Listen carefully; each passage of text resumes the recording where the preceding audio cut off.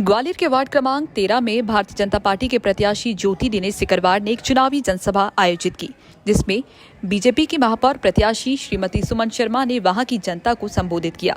इस अवसर पर वार्ड क्रमांक 13 की प्रत्याशी ज्योति दिनेश सिकरवार ने सुमन शर्मा को ये विश्वास दिलाया कि इस बार सीट हमारी तो रिकॉर्ड मतों से विजयी होगी। साथ ही हर एक मतदाता को बीजेपी को वोट देने के लिए आग्रह किया जाएगा, जिससे वार्ड 13 एक आदर्श वार्ड बनाया जा सके। कई ऐसी जगह क्योंकि हम ग्वालियर को बदलने जा रहे हैं। आज की सभा में वार्ड नंबर 13 की सभा में उपस्थित मंच पर मेरे साथ में मेरी बहन प्रत्याशी के रूप में ज्योति दिनेश सिकरवार जी, हमारे जिले के उपाध्यक्ष भाई रामेश्वर भदौरिया जी, हमारे मेरा छोटा भाई कहूँ, देवर कहूँ, मतलब इससे हम लड़ते भी रहते हैं, मजाक भी कर लेते हैं, अच्छे से भी रह लेते हैं दोनों हम। ऐसा मेरा छोटा भाई दिनेश सिकरवार, भाई महेश उमरिया जी, मेरी बहन रेखा धोलागंडी जी। स्थिति तो मुझे तो ये समझ में आ रहा है कि पूरा वार्ड चुनाव लड़ रहा है। जिस घर में मैं जा रहा हूँ, जा क्या रहा हूँ, मेरे तो निरंतर 365 दिन हर घर से संबंध है। कहीं कोई ऐसा परिवार जिससे शायद मैं पिछले 5-7 वर्षों में नहीं मिल पाया हूँ। कहीं कुछ बता रहा हूँ, हो सकता है 5%, 10% या 20% पूरे वार्ड के ऐसे कुछ परिवार रह गए हों जिनसे मैं नहीं मिल पाया हूँ। बाकी मेरा विश्वास ये है कि लगभग 80% परिवार इस वार्ड के जिनसे मेरे पारिवारिक संबंध हैं और दिन प्रतिदिन उनसे मेरे किचन तक के संबंध हैं। उनके सुख में, उनके दुख में, उनकी हर एक समस्या से मैं अवगत हूँ और उनकी समस्या का निराकरण मैंने 365 दिन लगातार प्रयास करके उनकी समस्याएं निपटाई हैं। उनकी वो समस्याएं नहीं थी, मेरी समस्याएं थी। मेरे सभी युवा साथी, मैं आपको नाम गिनाऊंगा तो सैकड़ों की संख्या है इसी वार्ड के।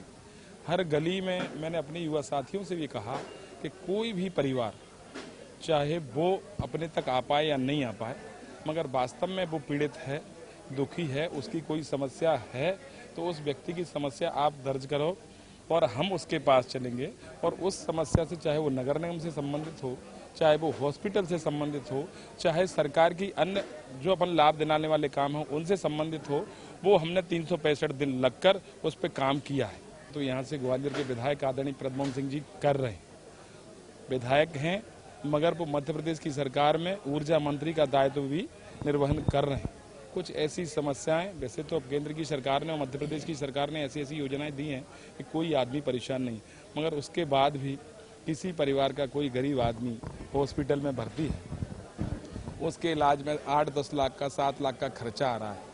आयुष्मान में से वो से शायद आयुष्मान से वो लाभ नहीं मिल पा रहा हो, उस आदमी के आंसू जब देखे तो मैं अपने नेता को, अपने बड़े भाई को, इस क्षेत्र के विधायक को बहुत बहुत साधुवाद देता हूँ, बहुत बहुत धन्यवाद देता हूँ।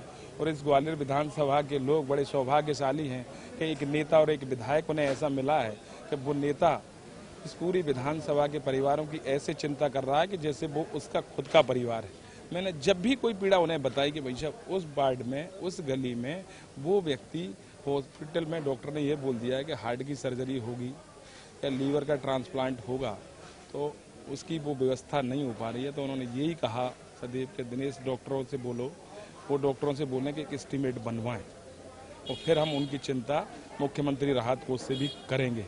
तो आपको बता रहा हूँ, दर्जनों ऐसे परिवार भी हैं कि जिनको हमने मुख्यमंत्री राहत कोष से उनका इलाज कराने में जो सक्षम नहीं थे, उनके इलाज चाहे वो ग्वालियर में हुए हों चाहे दिल्ली में हुए, मुख्यमंत्री राहत कोष से भी पैसा दिलाया।